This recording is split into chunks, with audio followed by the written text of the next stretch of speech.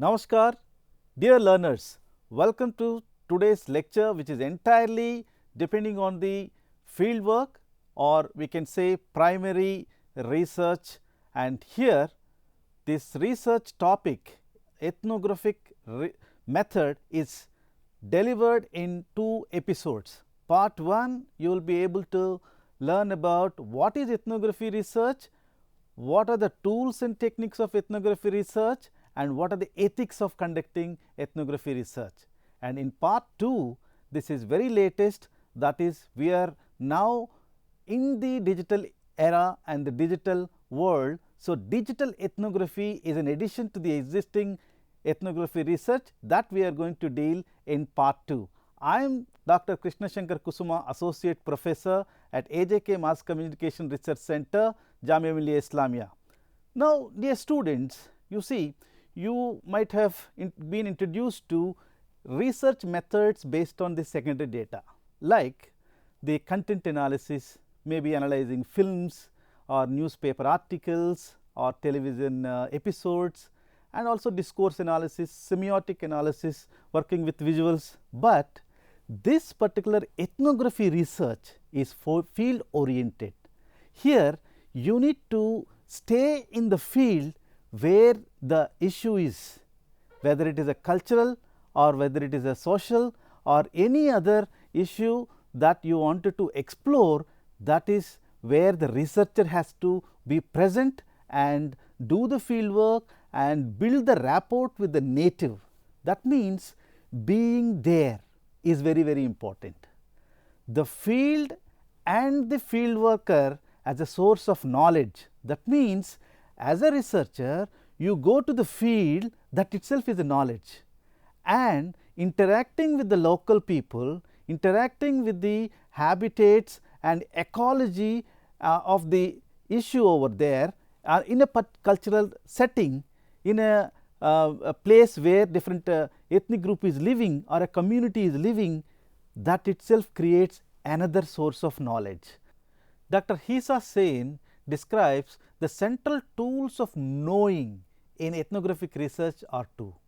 One is the field, where the researcher records observations, learning from a close engagement with the people from a certain context over days and months.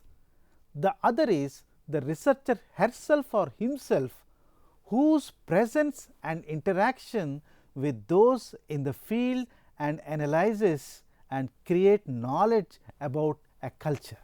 Ethnography, in this there are 2 terms. Ethnos means people, graphin means to write or draw. That means this method is useful for description of people, to understand the culture, to understand the community. That is why ethnography, understanding people. So, here ethnography is a social science research method, especially borrowed from anthropology. Of course, methods are used in different disciplines. We have been some methods we are been using across the disciplines. Ethnography is the one which is very, very crucial when we are doing the field work. And here the personal experience and participation and not only observation, but by researchers trained in the art of ethnography is very, very important in these studies. According to Hammersley and Atkinson in 1989, the ethnographer participates overtly or covertly by letting them know their identity or not letting them. They participates in people's daily lives for an extended period of time. Like I told, it may be 1 month, 1 week, 1 year or some years watching the what happens, listening to what is said, asking questions, in fact collecting whatever data are available to throw light on the issues which are he or she is concerned. That means your research questions and objectives. The father figure of ethnography research, Malinskovsky, defines ethnography is not only a particular research perspective, it is also a perspective that presupposes what may be termed an ontological and epistemological realism. It is not like a secondary data, you are dealing with already happened, already recorded information, you are going to the field, you are analyzing. Let us look at the media ethnography. One of the famous scholar James Lull in 1980, he defines media ethnography as an integrated means for understanding the everyday world of social groups, their patterns of interpersonal communication and their uses of mass media. That means how they are watching, how they are, say for example, if there is a OTT platforms, how they are downloading, the ways of accessing the content. Maybe in the early television you see Kirk Johnson, he studied that how there is only one television set, different people from in the community they used to watch television, what kind of conversation that take place. So, these kind of researches are also done.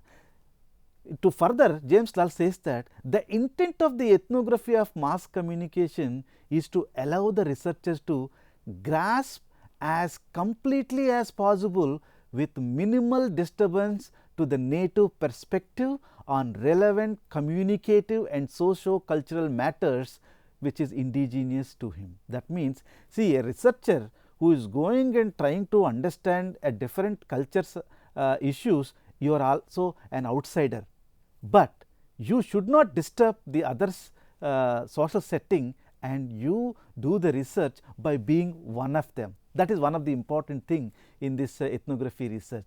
If you look at in India, we have satellite instructional television experiment which is done during 1975 and 76, CADA communication project. These are the massive communication projects done in the whole world itself. They did many of the researchers, anthropologists, sociologists and communication specialists, and they have all studied the ethnographic perspectives, ethnographic observations of the people using television for agriculture, for education, for women empowerment.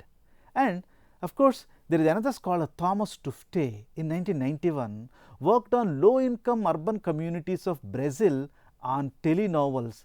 That means telenovels like television serials, they are all running for a long time, and he observed, he chose 13 women, he started doing interviews with all the 13 women and also sitting with them and following the serials, and also in between conversations he is participating and started making notes. So, notes are also part of very important data gathering tool which I will be discussing later in this lecture. Another example I would like to tell you, Radhika Parameshwaran's Feminist Media Ethnographies. This is her research. So, in this what she actually found, how the involvement of researchers brings a different kind of data altogether. For example, a woman is trying to explore the issues of the women, how they actually the participation level also changes the intensity of data which will be getting by the researcher. That means, this research requires immersive experience, you need to immerse in the field. So, here let us look at when we are searching for meaning of cultural norms and views, when examining or trying to find reasons for the use of certain behaviors or practices, and when examining the social trends and instances like divorce or illness, this kind of research is very important.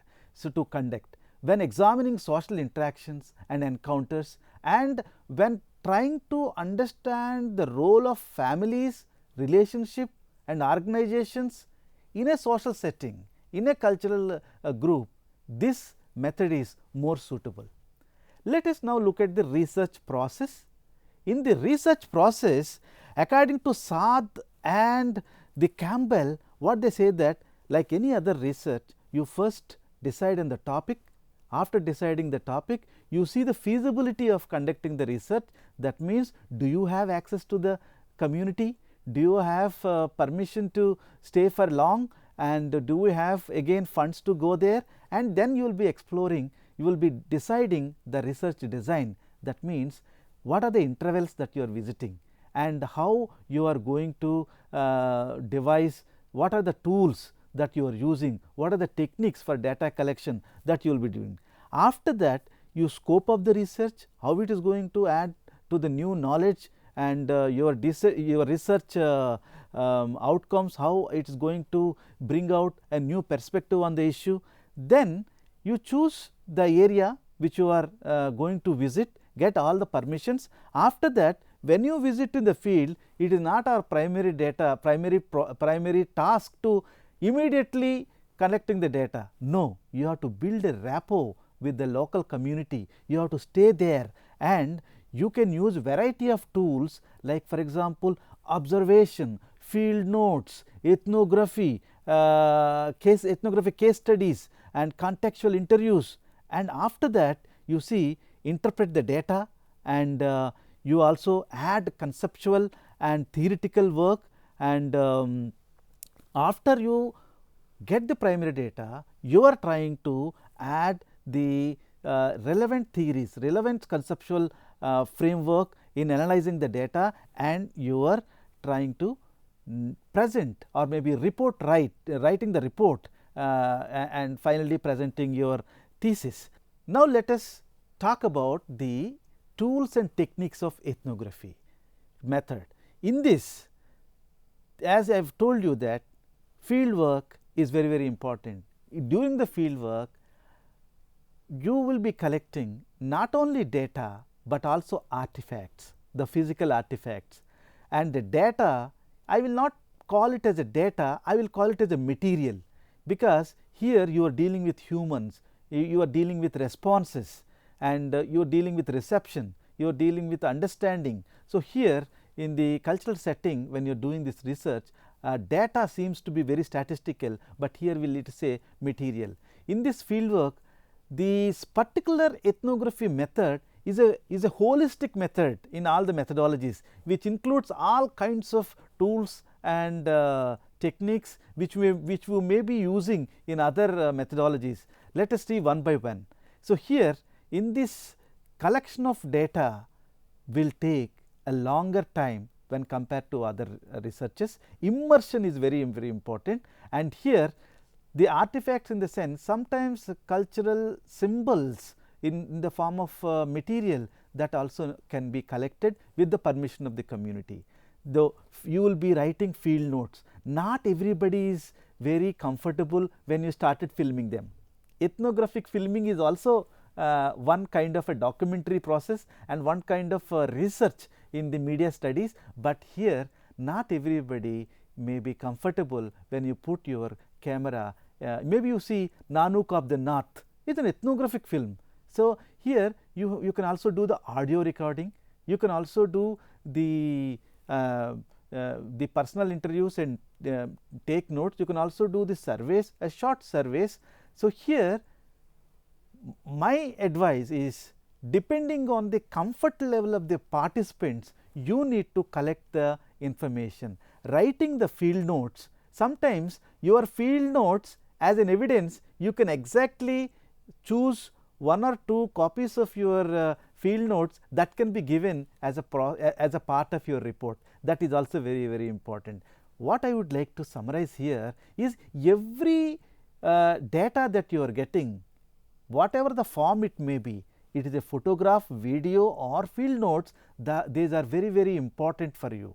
So, here sometimes we do a conversation, casual conversations, or maybe conversations in a group, that is also important. Sometimes diaries, you maintain a diary. So, Kim Schroeder, in one of the book, Kim Schroeder and other scholars in researching media audience. So, it is very well described how diaries are very, very important. by it has a timeline, you will be discussing how you went from the beginning to the end, exit of the community. You will be writing the entire process. That is also one way of collecting the data. And another thing is self documentation. Self documentation is that okay, there is objectivity and subjectivity. See, every time it is not in this, it is a qualitative study. It is not only that what they are doing, how you are also feeling, okay, how you are reacting to their issues, how you as a participant you are interacting with the issues, and your impressions and your perception is also very, very important. Self documentation, sometimes we say auto ethnography, okay, auto ethnography. I went there, I have seen that. So, this kind of narration will come when you write the research report. So, your self vision is also very, very important. And now interviews.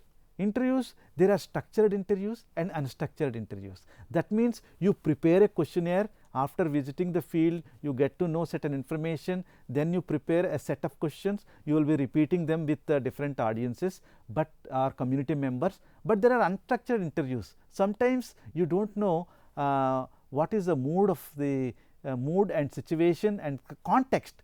See, here when you do a field work, context is very, very important.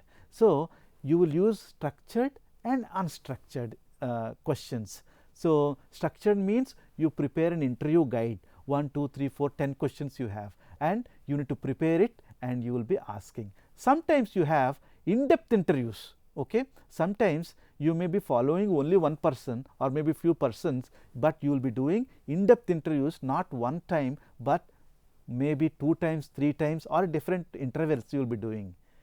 Burgess, he talks about the key informant interview. Key informant interview is in that community there are experts, there are community leaders, there are people who are specialized. For them you are doing a key informant in-depth interviews. That is also one of the techniques. So, of course, you can do group discussions and group interviews, but this interview is also an integral part of the tools of the ethnography research. Then participant observation. Here you need to also, during the focus group discussions and all, the observation is one of the very, very important tool. So, there either you silently observe, covertly or overtly. You reveal your identity and tell that I am doing a research on it, I am observing you, or you are not, you do not reveal, but you are doing a study. So, observation is a very, very important thing. While doing observation, you will be making your notes and all other tools which I have told earlier that can be used. Case study is also qualitative technique and a method also that is used. You must read case study methodologies by Yin. So, Yin says, YIN, Yin says a case study is an empirical inquiry that investigates a contemporary phenomena within its real life context, okay, wherever it is, especially when the boundaries between phenomenon and context are not clearly evident. So, Yin says that case study is a very, very important study to understand the issue in their own particular context. So, this is also one of the tool for doing the ethnography research. And of course, we come to the most difficult task is the writing the report. So, that means you have done the research, you have applied methodology, and after that you have lot of data in different formats. Now, how to write the research report? So, report writing or interpreting the data or analyzing the data or material. So, you have different formats. Sometimes I have seen that you are writing letters, okay. That is one thesis in one of the UK university.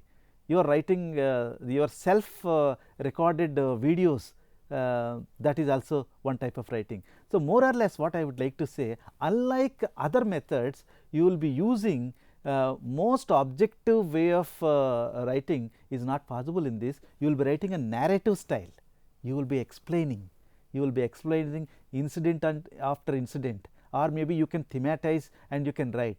So, in writing style there is something called thick description where which is very popular method of writing in ethnography, which is popularized by the American anthropologist Clifford Geertz in 1970s, where cultural context is very important when you are describing each and every observation in a detailed way is very important. And what are the challenges in the ethnography research? The challenges in the writing the ethnography research is that how much you can keep it private, how much you can keep it public. Can I write everything? You cannot write everything. In the ethical concerns, you see, you must keep the consent of the people, and you must keep the most of their legal aspects. Sometimes that some of the data is not actually legally viable to keep in the public domain, and the consent of the participants is very important, and participants' rights are very important. Participants have some rights. Sometimes you need to pay to the audience, the participants are because you are buying their time, and sometimes you need to also take the consent form in the either in a videograph form, where in any one of the form, either your written form, you need to take a proper permission, and you can also come back. Like I would like to bring to you another research model or approach to the ethnographic research is that ethnographic action research. Action research is different, ethnographic method is different. But UNESCO in 2003, Joe Taki from Queensland University, they have brought in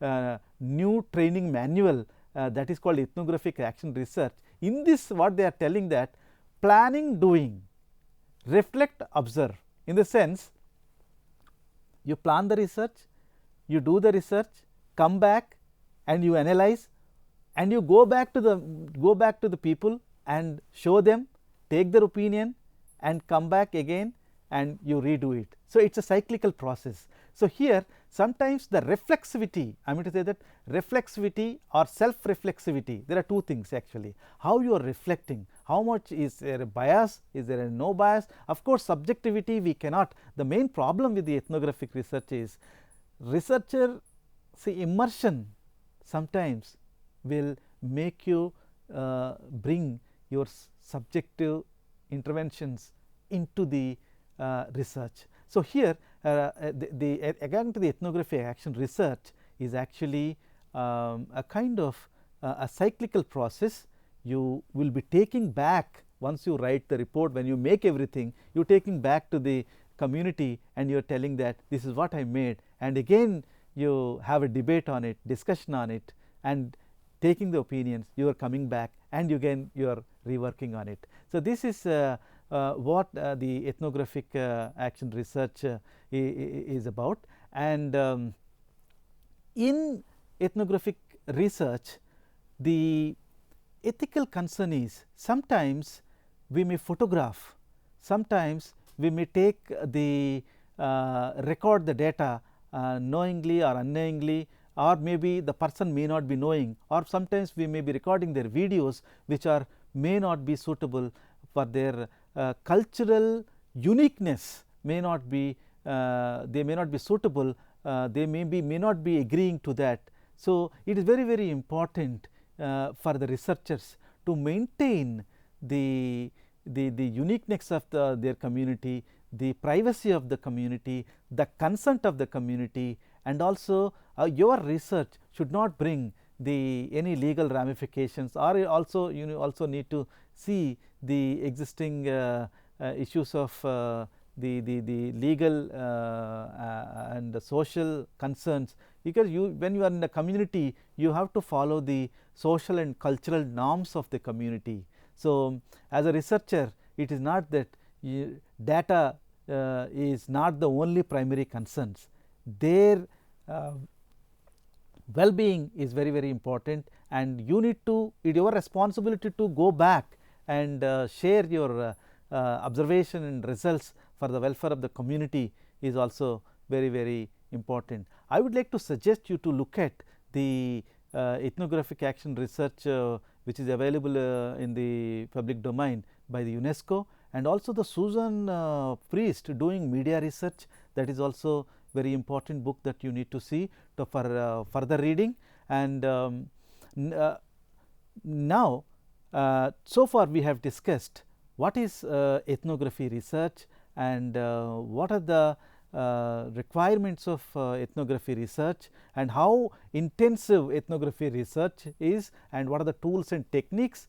And now in the part 2 of the lecture, we are going to discuss the digital ethnography, where scholars like Sarah Pink and the other scholars will be talking about how you can do an ethnography research in an extended digital world. That means on a Facebook or maybe in a very virtually designed communities, that is Second Life, or even in WhatsApp, there is an extended digital life is there. So the ethnography, which is traditionally field based anthropological research, is now moved to digital domains also. So there also people live, they spend time, they will be living there, interacting, conversations are taking place. So here you have a communities over there. So it is important to study